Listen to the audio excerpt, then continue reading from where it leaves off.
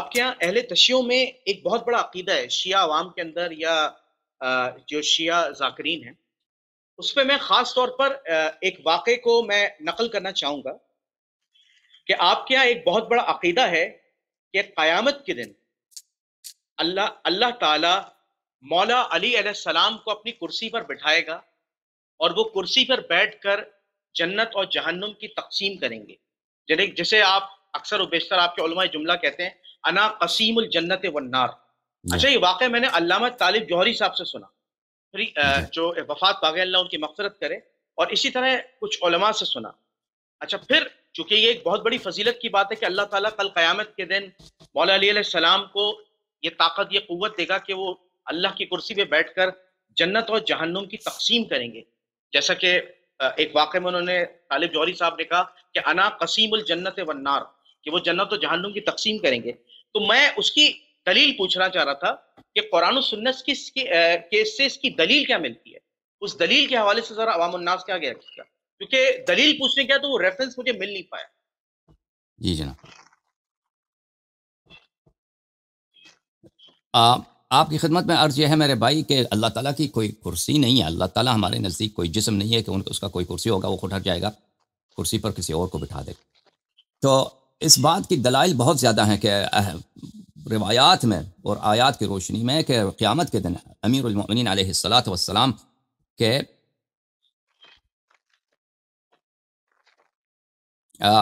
جو وہ جس دن جن کی شفاعت کریں گے وہ جہنم میں جائے گا، جنت میں جائے گا، اور بہت سارے جہنمی ہوں گے جو جہنم سے نکالے جائیں گے ان کی شفاعت سے، اور وہ جنت جائیں گے۔ میں آپ کی خدمت میں یہ صرف شیعہ نے روایت نہیں کیا، یہ مخالفین نے بھی روایت کیا ہے۔ اگر مجھے مل جائے تو آپ کی خدمت میں پیش کروں کہ طبقات اچھا، الحنابلہ نے میں جی جی احمد بن حنبل نے اس کی تصحیح کیا ہے۔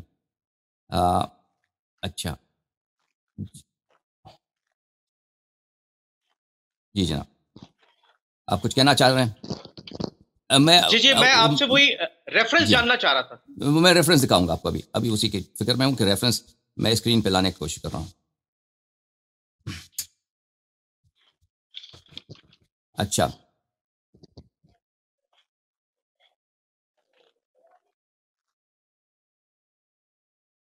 میں آپ کی خدمت میں عرض کروں کہ جی جی یہ کتاب ہے طبقات الحنابلہ، تألیف القاضی ابو الحسین محمد ابن ابی یعلا الفراء البغدادی الحنبلی، تحقیق عبد الرحمن بن سلیمان العثیمین کی۔ یہاں پر جلد نمبر 2 میں،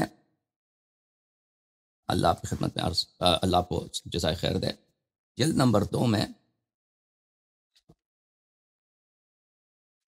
طبقات الحنابلہ جلد نمبر 2، جو یہاں پر یہ کتاب چھپی ہے سن 1999 میں ریاض میں، سعودی عرب میں چھپی۔ یہاں پر صفحہ نمبر 358 میں اگر ہم چلے جائیں،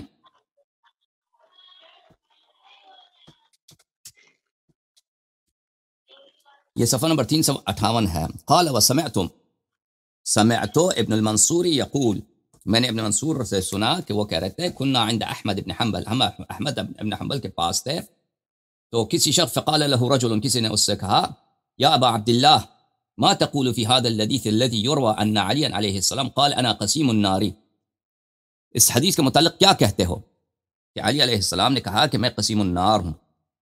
وما تنکرون، فقال وما تنکرون من ذا، تو احمد نے کہا کہ اس میں انکار کی کون سی بات ہے، اس کو رد کرنے کی کون سی بات ہے؟ الیس روینا ان النبی صلی اللہ علیہ وآلہ وسلم قال لعلی علیہ السلام، کیا یہ روایت ہمارے پاس نہیں نبی صلی اللہ علیہ وآلہ وسلم سے؟ لا يحبك الا مؤمن، تجھ سے پیار نہیں کرتا مگر مومن، ولا يبغضك الا منافق، اور تجھے تجھ سے بغض نہیں رکھتا مگر منافق۔ قلنا بلا، ہم نے کہا جی ہاں یہ روایت تو ہے۔ فقال، احمد نے کہا فأین المؤمن، تو پھر اس حدیث کے روح سے لا يحبك الا مؤمن، تجھ سے پیار نہیں کرتا، محبت نہیں کرتا مگر مومن، تجھ سے بغض نہیں رکھتا مگر منافق۔ تو مومن کہاں ہے؟ تو ہم نے کہا مومن جنت میں، قلنا فی الجنہ۔ وأین المنافق، منافق کہاں؟ قلنا فی النار، ہم نے کہا جہنم میں۔ احمد نے کہا، فرمایا فعلی قسیم النار، احمد ابن حنبل جو بہت بڑے محدث ہیں، اور اللہ آپ کا بھلا کرے، بخاری مسلم یہ دونوں اس کے شاگرد ہیں، انہوں نے حدیث اخذ کیا۔ تو اس نے کہا بس علی علیہ السلام قسیم الجنت والنار ہے. تو یہ حدیث جو ہے احمد نے خود تصحیح کیا امیر المؤمنین علیہ السلام سے. البتہ یہ شیعہ کتب میں بہت تفصیل کے ساتھ ہے. اگر آپ اجازت دیں تو میں کچھ آپ کو روایات دکھا دیتا ہوں, ریفرنسز دکھا دیتا ہوں شیعہ کتب سے. جی جی بالکل.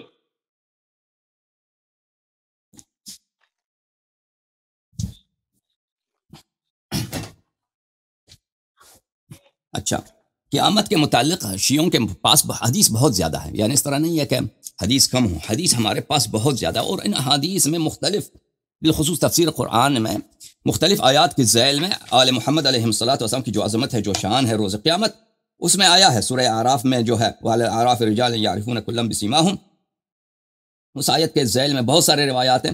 اس طرح دوسرے بھی آیات بہت زیادہ ہیں, اور اسی طرح فضائل میں یہ روایات بہت زیادہ نقل ہوئی ہیں.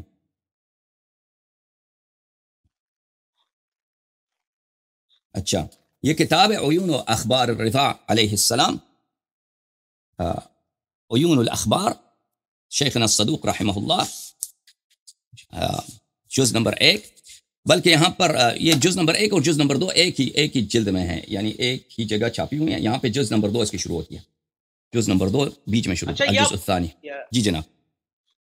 اللہ جاری صاحب, ایک چیز پوچھنا چاہ رہا تھا, آپ مجھے یہ تاریخ اسلام کی کتاب دکھا رہے ہیں یا حدیث کی کتاب دکھا رہے ہیں؟ یہ حدیث کی کتاب ہے عیون الاخبار, حدیث کی کتاب ہے, شیعہ کتاب, شیعہ کتاب. یہ مستند, وہ پہلے جو کتاب دکھا چکا تھا وہ شیعہ کتاب نہیں ہے, آپ لوگوں کی کتاب ہے طبقات الحنابلہ قاضی ابی اعلیٰ.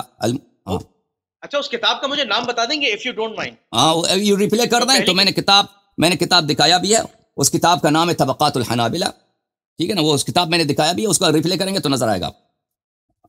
کچھ سیکنڈ پیچھے چلے جائیں گے تو آپ کو نظر آئے گا اسی آپ کی گفتگو کے شروع میں. یہ روایت دیکھیے, سند اس حدیث کے پہلے سے آ جاتا ہے. سند یہ ہے کیونکہ حدیث نمبر 4 میں جو سند ہے اسی سند کے ساتھ, وبهذا الاسناد قال رسول اللہ صلی اللہ علیہ وآلہ وسلم. امام علی ابن موسیٰ الرضا علیہ السلام جس کے بارگاہ میں آپ گئے اور آپ نے کہا آپ کو بہت روحانی فیض آیا. اہل بیت طاہرین علیہ السلام کے معجزات میں سے ایک معجزہ یہ ہے عزیزو, جو ہر شخص دیکھ سکتا ہے اپنی زندگی میں, وہ ان کی بارگاہ میں حاضر دینے سے. آپ جو روحانیت خانہ کعبہ جاتے ہیں, وہ ہر مسلمان جاتا ہے وہاں پہ, اس کو جو روحانیت کا احساس ہوتا ہے وہ الفاظ میں نہیں بیان کیا جا سکتا. جو لوگ جاتے ہیں وہاں پہ ان کو پتہ ہوتا ہے کہ وہاں پہ آپ طواف کرتے ہیں, مقام اسماعیل علیہ السلام میں وہاں پہ نماز پڑھتے ہیں, یا صفا و مروہ کے درمیان سعی کرتے ہیں, تو اس میں بہت فیض ہوتا ہے, ٹھیک ہے نا. اسی طرح رسول کریم صلی اللہ علیہ وسلم کے بارگاہ میں جب جاتے ہیں تو مدینہ منورہ میں جو بقیع میں جو روحانیت ہے, جو معنویت ہے, اس کو تو بیان کرنے سے انسان قاصر رہ جاتا ہے. انسان کو اتنا وہاں پہ دل کرتا ہے کہ ہمیشہ انسان وہیں پہ رہے. تو اسی طرح جب آپ ائمہ ابرار علیہ السلام کے مزارات میں جو جاتے ہیں, نجف اشرف میں جائیں, تو اتنی روحانی فیوزات ہوتے ہیں وہاں پہ, اور وہاں پہ انسان کو اتنا روحانی لحاظ سے اتنا لطف آتا ہے, اتنا مزہ آتا ہے کہ وہ انسان بیان کرنے سے وہ کسی بھی دنیاوی لذات سے اس کا قیاس نہیں کیا جا سکتا, ٹھیک ہے نا. اسی طرح سامرہ میں, اسی طرح کاظمین میں, اسی طرح کربلا معلیٰ میں, یا آپ گئے ہیں امام رضا علیہ السلام کے بارگاہ میں یا قبہ مقدسہ میں, یہ ان کے معجزات میں سے ایک معجزہ ہے, ہر شخص دیکھ سکتا ہے اس کو. اچھا, اور اس کے متعلق کتنی کہانیاں ہیں غیر مسلمز کی, مسلمانوں کو تو چھوڑیں.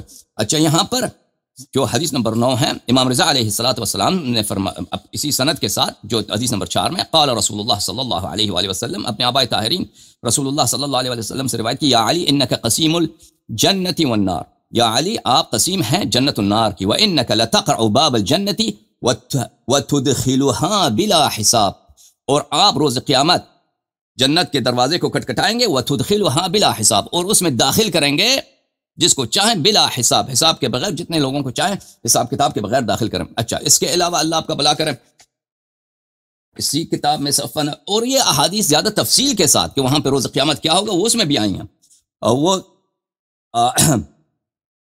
اچھا, یہاں یعنی کئی صفحات پہ احادیث ہیں کہ روز قیامت کیا ہوگا, 6 صفحے, 5 صفحے, 8 صفحے, طویل احادیث بھی ہیں. اچھا, یہاں پہ حدیث نمبر 30 صفحہ نمبر 92 میں یہی بات ہے. یہ حدیث اس میں کچھ طول ہے. عن عبداللہ ابن عباس انہو قال, عبداللہ ابن عباس سے روایت ہے کہ اس نے کہا, سمعت رسول اللہ صلی اللہ علیہ وآلہ وسلم یقول حب علی ایمان وبغضہ کفر. میں نے عبداللہ ایک شخص نے روایت کی ہے کہ حب علی ایمان وبغضہ کفر. امام رضا علیہ السلام نے کہا, فقسمۃ الجنت والنار اذا كانت على حبه وبغضه فهو القسیم الجنت والنار. امام رضا علیہ السلام نے کہا کہ اگر جنت اور نار کی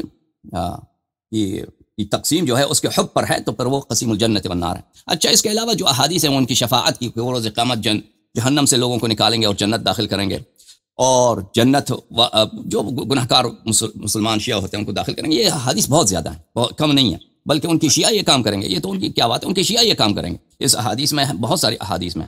جی جناب مزید کوئی حکم؟